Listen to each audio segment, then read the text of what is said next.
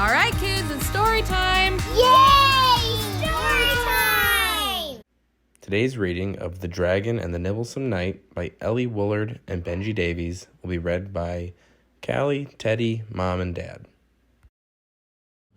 The Dragons of Dread were a terrible bunch. They ate boys for their breakfast and girls for their lunch. But their best things of all, their favorite delights, were Dribblesome, Nibblesome, Nobble-kneed Knights. When the smallest of all the dragons turned 4, his parents said, Dram, you're a baby no more. This nest is getting cramped. You've never once flown. Now go bite a Nibblesome Knight of your own. So Dram stretched his wings and he started to flap, but the lightning went flash and the thunder went clap. It hailed and it galed and the winds looped and curled, and they whisked Dram away to the end of the world, where he thumped and he bumped and went bounce, clatter, crash, and he fell in a lake with a fountainous splash. Now watching the skies by the edge of the shore was young James, who had not seen a dragon before, and he cried, What was that? It's some weird kind of duck. It seems to be hope. What to do? What bad luck. So he took off his armor and said with a grin, I'm coming to help you. and waded right in. A lad. Muttered Dram. Well, he might taste all right, though my mom said I must nab a Nibblesome Knight. And he stretched out a claw, then suddenly stopped. His leg was all bent, and his paw simply flopped. Oh, ducky! Cried James. Why, you poor injured thing. Sit yourself down and I'll make you a sling. That's better. Thought Dram. Now I must find a bite of a Dribblesome, Nibblesome, Nobble-kneed Knight. So he waved a goodbye and he tried to breathe smoke, but all that came out was a hoarse kind of croak. Oh, ducky! Cried James as Dram struggled to roar. What a strange sort of quack.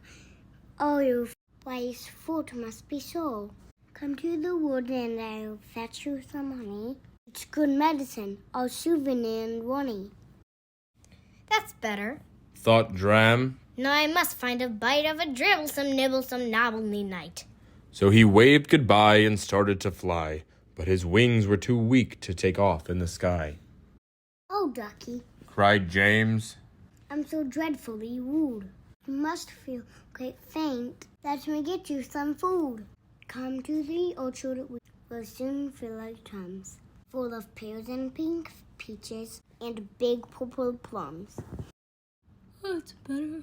Yawned Dram, So I must find a bite. but he fell fast asleep in the moon-marbled night. In the morning, Dram woke and said, Hey, I feel fine. Soon a bite of a Nibblesome Knight will be mine. and he bellowed out billions of billowing flames. Then he thought, I'll say bye to that little lad, James. so he strode down the road and he stomped through the field. And there was young James with a sword and a shield. You're a knight! Shouted Dram. You're not simply a lad. You're a dragon. Yelled James. You're beastly and bad. Yes, Muttered Dram. I suppose I should bite. Oh, Mumbled James. then I guess I should fight. It must be all over. The finished. The end. Then they both said at once, But I can't. You're my friend. My friend. chortled James as he put down his sword. My friend. Shouted Dram, and he smiled as he roared. The knights all said, Dragons, they're not simply beasts. The dragon said, Knights aren't so nice for our feasts. Nibble at nights? Why, of course we do not. though every so often they sort of forgot.